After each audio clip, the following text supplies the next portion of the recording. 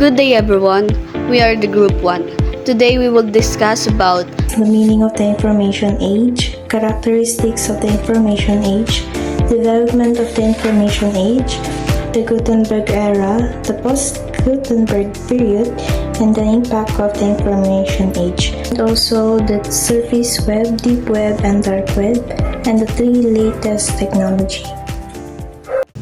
Today we will discuss the meaning and characteristics of information age.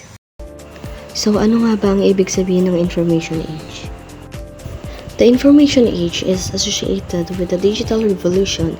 It is marked by the increased production, transmission, consumption of, and reliance on information. The characteristic of information age. The information age marks the era of rapid technological advancement, where computing and cybernetics revolutionize industries, shaping digital systems like e-commerce, enrollment platforms, and library databases. The information age impacts human workplay and interaction patterns through computer technology, influencing workplay and interaction patterns, such as technology-enhanced classrooms for student thinking. Global communication and networking revolutionize modern knowledge-based society, empowering individuals, restoring dignity, and promoting fair advantage, with information workers working from their preferred location and times. The information age has transformed the global economy from a linear to an exponential growth model, enhancing decision-making and business transactions. Increased globalization calls for vehicle infrastructure efficiency. Entrepreneurship becomes popular with the rise of more small businesses. Self-employment expands to the grassroots level of society.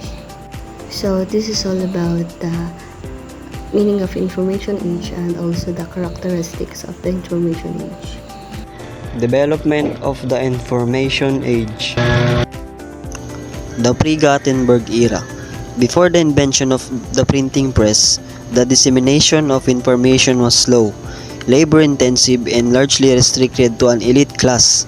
Societies relied on oral traditions, handwritten manuscripts, and rudimentary recording methods such as clay tablets, papyrus scrolls, and parchment. The accessibility of information was limited, as literacy was not widespread and written texts were often confined to religious institutions, royal courts, and scholarly circles. Oral tradition. Storytelling was the primary means of knowledge preservation and transmission. Myths, legends, and historical events were passed down verbally from generation to generation. However, this method was prone to distortion and loss of accuracy over time. Manuscript copying. Scribes and monks painstakingly copied text by hand, a process that was both time-consuming and expensive. This meant that books were rare and highly valuable, making literacy and privilege of the few. Tablets and scrolls. Early civilizations such as the Sumerians and Egyptians used clay tablets and papyrus scrolls to record information. These materials, though innovative for their time, were fragile and difficult to reproduce. Societal impact.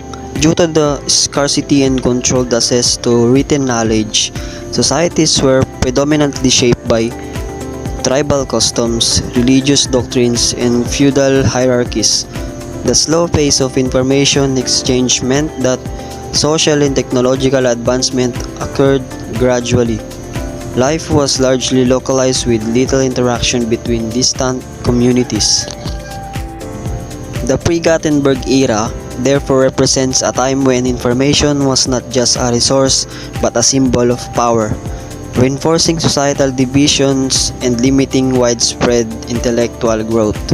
The invention of printing press in the mid-15th century would later revolutionize this dynamic, marking the beginning of mass communication and the democratization of knowledge. My name is BSIT-1G. we will discuss the Gutenberg era. The Gutenberg era.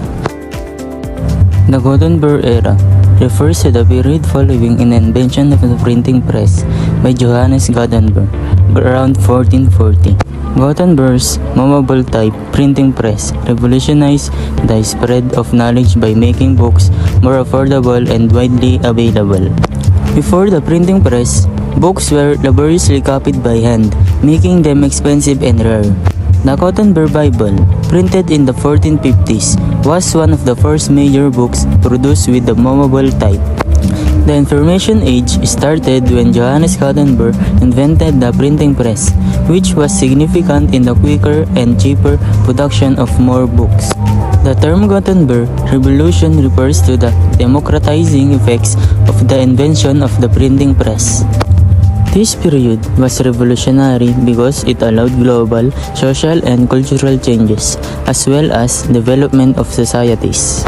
The invention of the printing press opened opportunities for peoples all over the world to voice out their ideas, opinions, and sentiments. It allowed the faster printing, distribution, and reading of educational and instructional materials, such as books, specifically the Bible. Literacy spread. People learned to bring across their messages, philosophies, ideologies, principles, teachings, instructions, personal experiences, and others.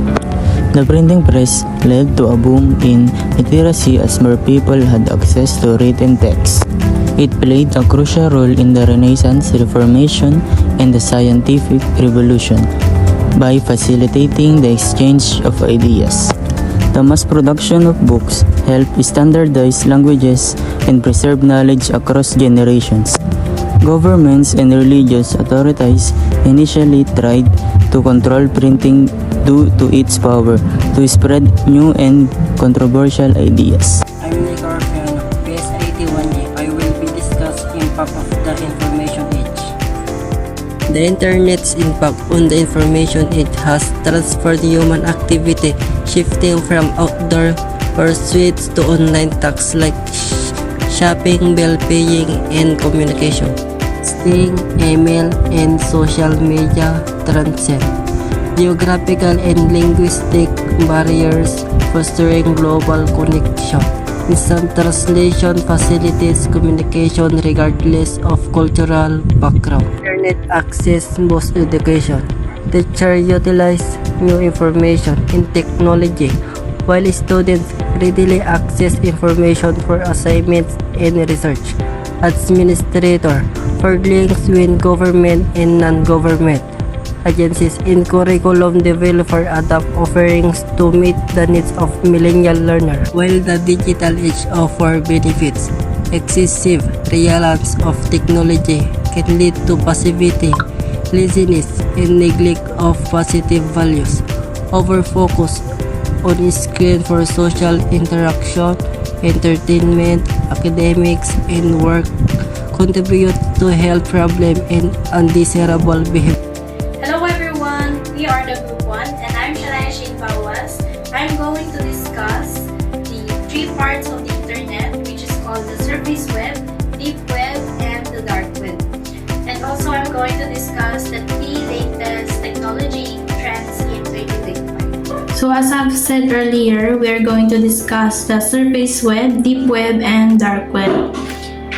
The surface web, deep web, and dark web are all parts of the internet, each with different levels of access and visibility.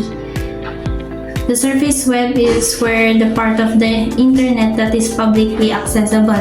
For example, sa Google, pwede tayong mag-search doon, or pwede din sa mga social media platforms na nagagamit natin to freely na walang kapalit.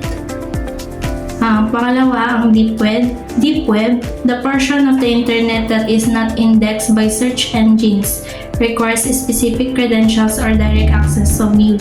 Ito yung mga example ng mga Gmail, kailangan ng mga pinipilahan na information. Gaya din ng mga nagsusubscribe sa mga Netflix, sa mga YouTube, pwede din. Nagagamit ito sa mga online banking, sa mga example, PayPal or GCash. Tapos sa mga Gmail or webmail services or sa mga subscription-based, yung mga Netflix or academic journals. So, ano nga ba ang dark web? Ito yung pinaka-hidden part of the internet na kailangan ng Tor that access or to access and allow users to remain anonymous. Ito yung mga nagagamit sa mga encrypted communication platforms, mga whistleblower sites, illegal marketing place. Like sa mga napapanood nating mga nag-vlog na bumibili sila ng mga anonymous parcels na galing sa mga dark web. Dito sa pinaka-image na pinakita, para siyang isang iceberg na nasa dagat. Na kung saan yung nakikita natin yung iceberg na nasa taas lang, yung nakikita natin, yun yung mga lagi natin nagagamit gaya ng Google, Facebook, mga social media platforms, Instagram and Facebook. Yung deep web naman, dito nakalaan yung mga government records, scientific records, academic information, online banking, yung mga yan, at mga legal documents. Ang dark web naman, ito yung mga Tor or encrypted sites, yung mga political protest, drug trafficking, and other illegal activities. So, punta naman tayo sa the 3 latest technologies trends in 2025. So, ano nga ba yung tatlong to? Ang generative AI is not just transforming content creation but also enhancing productivity tools. Ito yung mga nagagamit natin like CC, ChatGPT, and Meta AI na kung saan pwede nating ipa-revise or ipa-summarize yung mga manuscript natin na pwede nating pagkuhanan ng ideas para mas maging maayos yung mga project natin sa school. Pwede din tayong mag-search sa kanila na kung saan nagagamit natin or magkakaroon tayo ng idea kung ano man yung nagiging clueless tayo sa isang topic natin sa school.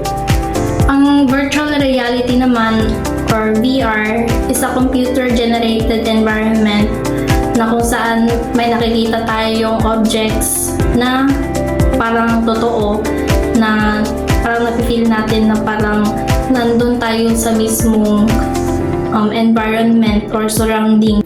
Nagagamit natin to gaya ng mga paglalaro and like sa mga na-experience natin sa school namin noon, merong pinararanas sa amin kung paano ma-experience ang isang virtual reality na kung saan may pasosot silang goggles sa'yo na parang nandun ka mismo sa isang scene. Sa akin noon parang roller coaster lang. And last but not the least, the 5G expansion or the deployment and expansion of 5G networks will enable faster internet speeds, lower latency, and greatest connectivity. Gaya nga nang masabi, faster internet speeds. And also, pag yung 5G expansion, since nag-expand ng 5G, nare-reach na nito yung mga remote areas gaya sa mga bundok sa amin. Yung mga remote areas, mas napapadali na yung mga gawain, like hindi katulad noon na kailangan namin bumaba sa bundok para mag-online or mag-internet. So all in all, for the conclusion, surface web, deep web, and dark web shows how different layers, some public, some private, and some are hidden.